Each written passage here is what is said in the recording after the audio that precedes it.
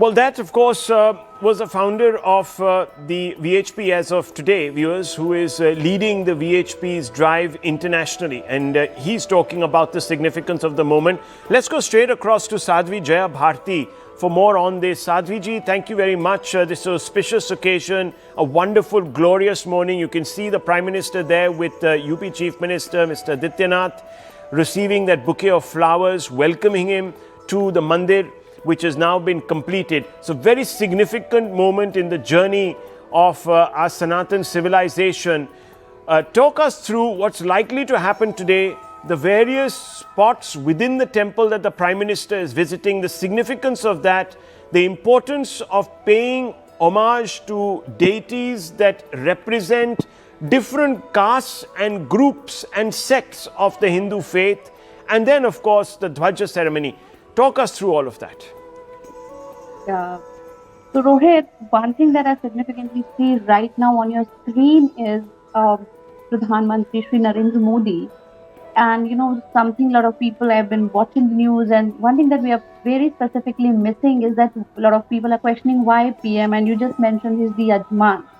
So according to Hindu scriptures, a king or the ruler, or in our context, the Prime Minister, is both the representative of God as well as the representative of people, of the masses, of the people he rules. Here, Pradhan Mantri Modi, the PM himself, when it happened for the Pran Pratishtha, he was the Yajman. Today he'll be hoisting the flag. It is actually, he's representing the collective Sanatan consciousness. And it's a historical, monumental moment today, that it reflects not only justice, it is a resilience and restoration of justice. Today, you were just showing the flag and it had that tree.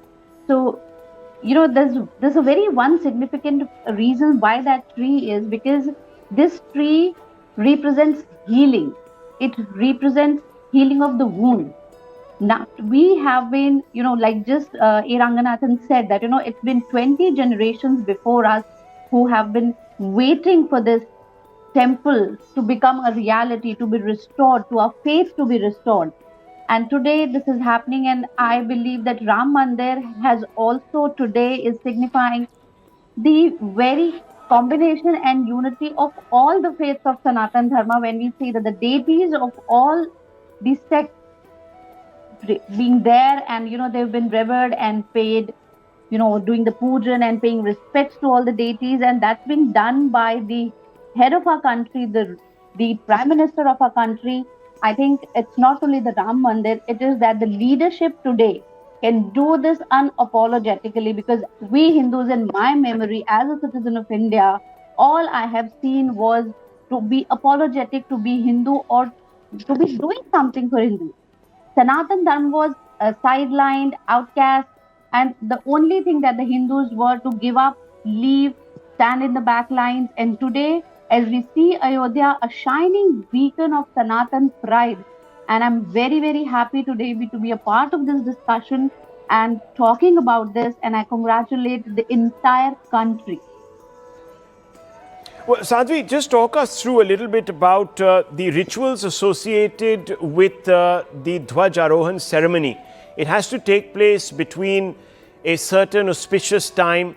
Talk us a little bit about the significance of that, the significance of the symbols that adorn the flag, the sun representing obviously eternal energy, but what about the others? Right. So let's talk about the Abhijit Muhurat. So Abhijit Muhurat is one daily Muhurat, which is the most auspicious every day. It happens around noon, and it is the most sthir lagna. So lagna is the Kumbh lagna, and the Abhijit Muhurat. So lagna means, so it is the most sthir, it is the most stable. So stability represents strength.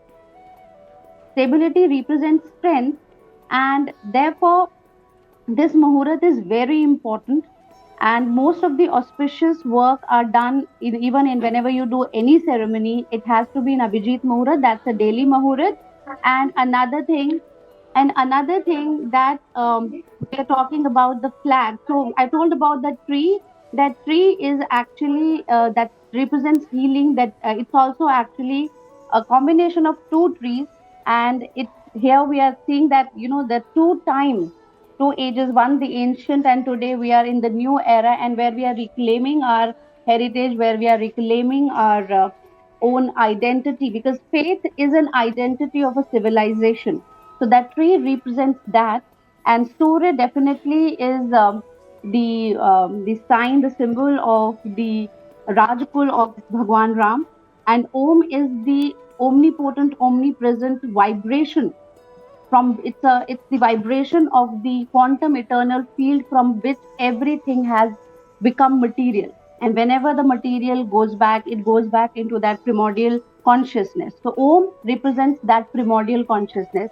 And as we talk about the reason and significance of flag, so you see that the shikhar, so the top of any temple is the shikhar, and the flag is even higher than that shikhar. So temple represents the centering of the consciousness, and the flag represents the elevation of that consciousness. So today, this temple has become complete, and while whoever the devotees, whoever goes there, the temple represents the centering, centering and elevation. So these are the temples of faith where we go to center our consciousness and elevate it to the higher consciousness. So when a flag is hoisted atop a temple, it means the temple is complete, and from today, any puja that has been given there reaches to the ultimate source, that's the higher power. Okay, I also want to ask you, Sadhviji, the day itself is also very auspicious, isn't it? Is the date in itself is auspicious because, see, whenever you will look at Sanatan Dharma in itself will always, it has a calculation. We have, our ancient rishis had mastered the astronomy, astrology, and planetary energy. So today, when we talk about today's date and the Abhijit Muhurat and the Kumbh Lagna, it is where all the planetary positions are absolutely pro and absolutely in favor of a new beginning, when we are starting something anew. So today this temple is being completely is complete, and the whole process of devotion today is starting anew. This is a complete new beginning. Right. So, Sadhviji, people are also talking about the fact that it coincides with the Muhurat of Ram and Sita's Vivah Panchami, and also, we all know this, it marks the martyrdom day of Guru Tegh Bahadur, the 9th Sikh Guru, meditated in Ayodhya for 48 uninterrupted hours in the 17th century. So, this is what the statement is saying from the Prime Minister Modi's office himself. So there is double symbolism here, isn't there? Yeah, it is historic. It is not definitely coincidental only. It is historic. And I think it is, I remember, when the Pran Pratishtha Yag was happening and there was a Shobha Yatra. So it was led by the Nihang Sikhs. And the Sikhism has been the, the warrior cult of that erupted from Hindus only, and it was the restoration of faith, and it actually symbolizes and signifies and reminds us the unity and how we are connected and tied in the Sanatan pride, both Sikhism and Hinduism. Here I would like to say that. Okay, so stay on with me, Sadhviji, because I'm going to talk to you a little bit more about some of the rituals that we will be seeing, but I also want to bring in Aman. Aman, obviously, the Prime Minister now must be entering the Mandir Parisar. He's expected to do a number of things there before the Dhwaj Arohan ceremony does get underway. So talk us through what we're expected to see the Prime Minister doing now.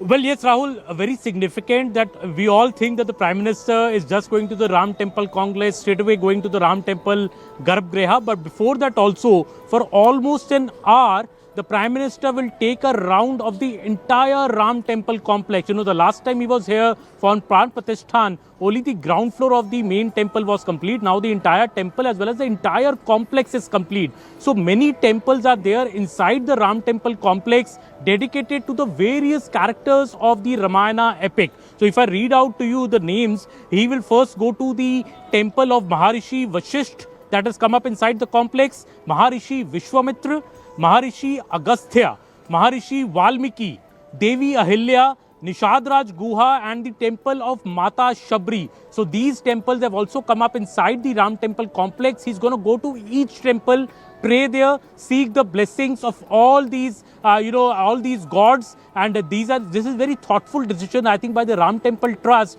that the Ram Temple complex is not just about Lord Ram, it's about all the holy characters of Ramayana. So giving space to all of them inside the Ram Temple complex, that when people come, they see the entire Ramayana play out in front of them. This is a very, I think, a very interesting aspect of the Ram Temple. The Prime Minister and will Aman, it also reinforces the syncretism, the universalism of Sanatan, because a large number of these deities are revered by different sects and caste groupings in the Sanatani Dharma. So this is an important message also of Vasudhaiva Kutumbukum that is going on out from the Prime Minister's decision to go out and worship before each one of these deities. Aman, just stay on with me. I also want to bring back the Sadhvi to talk a little bit about each of these deities and the role that they have played in the establishment of the story of Lord Ram, and of course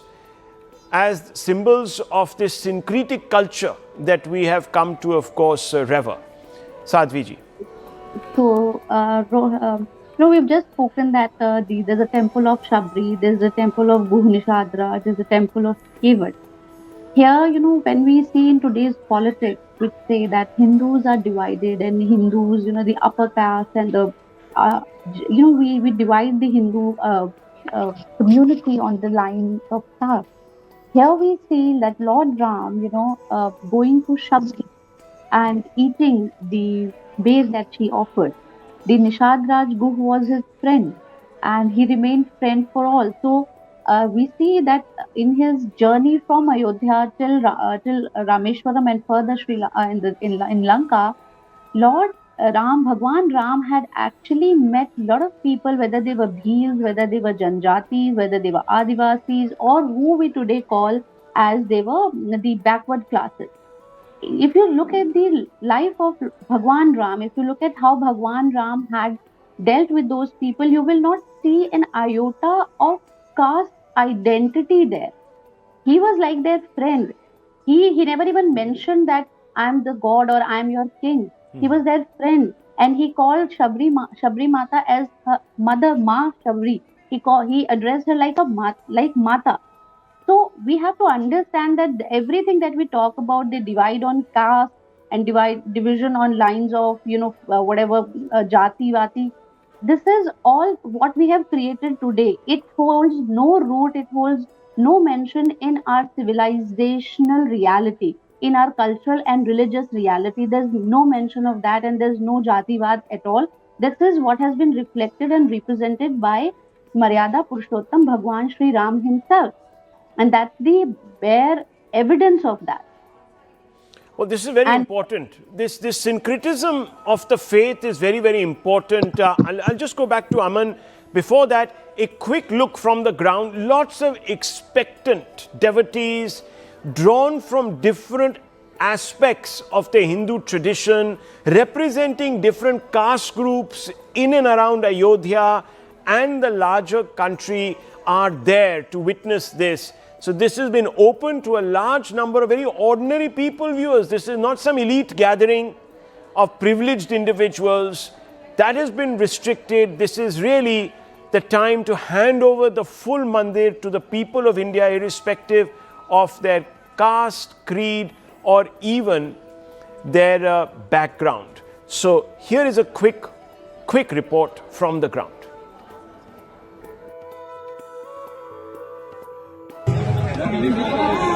All right, I'm inside here at the Mandir Parisar. You can see beautiful arrangement all around, and there you go. And right behind me is the main dais where the Prime Minister is going to speak, and that's where the Dhwajarohan is going to happen.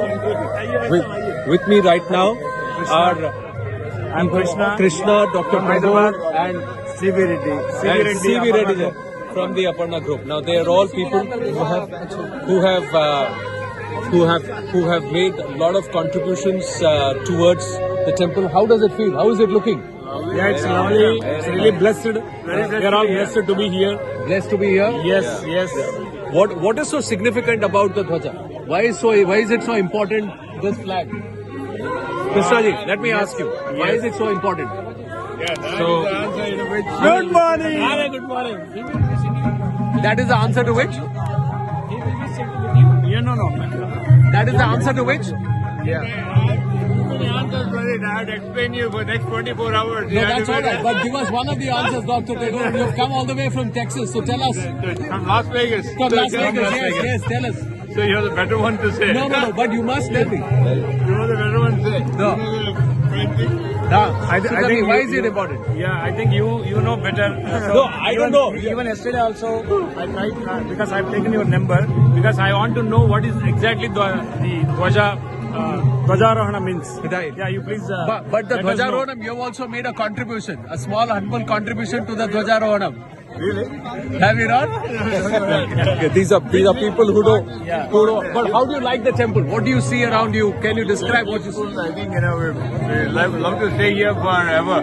Yeah. That kind of a feel we have. You also feel the same? Yeah. Yes. Yesterday night we are here and really we enjoyed the climate and the hospitality of the entire Ayodhya team. So we are all blessed to be here. So What are you expecting from the Prime Minister? That, What are you expecting him to say today? He's been created. That talks. So he reached over our expectations. So. Yes. Yeah? We want he has to live for next 100 years. 100 years. That's what you want. Yes. About our Prime Minister. Yes. Why? Because this itself happening has exceeded all expectations. Is that what you're saying? Yes. Is that what you're saying? No doubt on that. Right. All right. Now we have very limited use of our mobile phones here. I'm just going to show you the stage behind us, and this gallery right here is all various karyakartas who have worked towards the struggle of the Ram Mandir. And I must tell you, viewers, that this time around there are about 7,000 people who are here. They are the people who have worked towards this entire struggle to get Ram Lalla Virajman here. Sorry to disturb you. Please let us know about the importance of Dhwajarohana. Even yesterday we explained about the the Dhwajarohana. Dhwajarohana, and for all of them, Champat Rai ji, who's the more important, overseer of the Ram Janmabhoomi Trust, working under the aegis of the Prime Minister. He was also explaining this, that there are three symbols on the Dhwaja. Correct. There is the Om, there is the Surya, and there is the Kovidara tree. So the Kovidara tree is a union of the Parijat and the Mandar. And then Om is the universal symbol, is the universal sound of the universe. So that's there in the Dhwaja. Okay. There is also Surya, that is the pursuit of knowledge, intellect, radiance, and what Bharat actually means, rising towards the sun. And then third is the Kovidara tree, which is that unites all. Yeah, that unites all. It's a symbol of healing, nurturing, and it's also representative of our own ancient plant science, that we were able to get a hybrid then at that time. And this flag finds mention in the times of the Ramayana and the Mahabharata. So it's our ancient flag which is coming back onto the Dhwaja that will adorn the Shikhara of the Ram Mandir. And this entire Parisar has 6 other temples. There is a Saptarishi temple also. Temple, okay. There is a temple for Shiva and Ganesha. There's a temple for Hanuman. There's a temple for Surya. There is a Sheshavatar temple. And most importantly, a temple for Bhagwati and Annapurna. The Sita Rasoi is manifest as Ma Annapurna. So may she keep all of us happy. So that's the method, that's the thing. And this time around, it's important that those who have worked, the people, the workers of various sangatans, somewhere associated with the struggle for Ram Lalla and Ram Lalla Virajman, they are the ones who are being brought here from a lot of the people from Purvanchal, a lot of people from Dakshin Bharat, and also from Uttar Pradesh. So the VIP list has those people, the foot soldiers, who work for this. Swami Vijnananand is there with us. Swami Vijnananand Swamiji, he is the founder of the World Hindu Congress. So I want to ask you, Swamiji, what is the importance of this? This is very great significance now. You can say after 800 years, you can say, and something of this magnificent temple we have built entire in Uttar Bharat. पर ये जो आज आ रहे हैं 60,000 लोग यहाँ पर हैं, यहाँ पर वीवीआईपी नहीं है, कोई VVIP लेकिन वेरी इंपॉर्टेंट पर्सन है, वो क्यों है ये बताइए। क्योंकि सभी लोग इम्पोर्टेंट है यहाँ. एवरीबडी इज डिवोटी ऑफ भगवान नाम से everybody is important. This time those participating in car सेवा दे आर इन्वाइटेड. इस बार उन्हीं लोगों को बुलाया, कार सेवा में जो आए हैं उन्हीं लोगों को बुलाया. उन्हीं लोगों को बुलाया. सो दिस ध्वजारोहण is dedicated to the kar seva. Kar seva. And Swami Vijnanand, his Hindu manifesto, he's the author of the book, The Hindu